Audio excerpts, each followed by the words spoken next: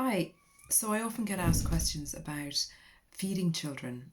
Um, Now, these questions often come from mums who themselves are struggling a little bit with their relationship with food and are worried that that will be passed on to their children. But I got a question yesterday that I told the lady that I'd answer in a video, so here it goes. I'm contacting you for some tips regarding my daughter who's 6. Over the past few months, I've noticed her urge to constantly eat and constantly crave food. My daughter would always tell me she's hungry straight after dinner and says she never feels full. Have you any tips on how to overcome this with her, please? So, firstly, a few general points about children. I happen to have a 6-year-old daughter and a 4-year-old daughter, and I noticed that there are periods where they are starving and they will eat everything around them, and then there's periods where I can't get them to eat for love nor money. And so I've learned to just, let these stages come and go. Um, and a lot of people who, okay, everyone looks to food for comfort. Food is comforting. Most people, anyway, look to food for comfort to some degree, and it's a continuum. And if you've crossed a line and you're using food in a self-destructive way for comfort, um, like I did, I can understand how concerned you might be that that'll pass on to your children. And um, what I've seen and over the years of working with people is that it's not necessary. It's not necessarily the case that we pass this on. It can happen, but it's not necessarily the case. And um, yeah, I'm one of 5 children, and I was the only one who developed this relationship with food and where I overate, and we all had the same parents. So it's not just down to parenting. Although I think if you're aware of it, um, it is helpful. And certainly, I would rather be eating the way I am now with children around me than the way I used to eat, um, because I believe that we pass on a tradition of eating, a culture of eating, and it's nearly subliminal to our children about what's normal around food. So for me, eating 3 meals a day at the table, healthy meals with all of us together where possible, it's not always possible. That is setting up good culture for eating. Um, uh, do my kids eat perfectly? No, not by any stretch of the imagination. Do they snack? Yes, they do. But I try to keep snacks to healthy snacks, um, and I try to keep their meals um, to something. I try to include vegetables, protein, and carbohydrates in their meals. Um, and I do give them treats, even though I don't eat sugar or anything like that, and they know I don't eat sugar, and they see me eating my meals um, that are different sometimes to other people's. Um, they they they themselves eat sugar, and they sort of say to me, "God, mum, you must be terrible that you can't eat ice creams." And I'm like, "No, I actually quite like the fact that I don't eat ice creams. It brings me peace." So I've tried to make it very normal, the way that I eat. They understand that now. Um, but this little girl in the question was she wants to eat and wants to keep eating. It's very hard to say exactly or to answer precisely from just that question, but there are, at the moment we're in these restrictions with COVID, and it is unusual.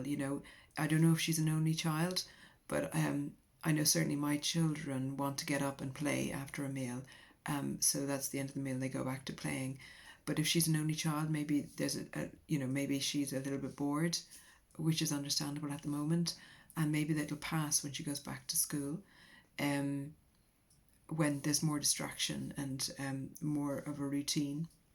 Um, um, watch your own language around maybe I want to eat more, or as a parent we can say, I think that's enough for me now. I've had enough. Without going into the dieting, I don't think it's wise or helpful to um, as a parent to um, talk a lot about um, losing weight and not that it wants to become a complete taboo, because I think at some point children need to understand that they can't eat and eat and eat. Um, but it is a sensitive area, and certainly if my child wasn't overweight and was a healthy weight and just wanted a little bit more food, I wouldn't worry about it at all. Um, I would give them more food as long as it was healthy, nutritious food, and then watch to see that that there were times where they didn't look for more food, where they're satisfied with a normal sized portion. If it continued, I think I might look into it a little bit further and um, maybe read up on it a little bit more. Um, there's so many scenarios that I can't cover in this little video. Um, so it's a case of judging it, but it may well be just a phase that passes. And I do believe that the biggest influence on our children long term will be how we are around food.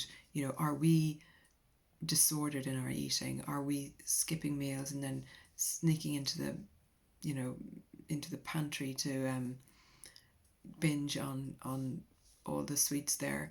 Are we um, are we eating junk food in front of them, not just a little bit but loads of it?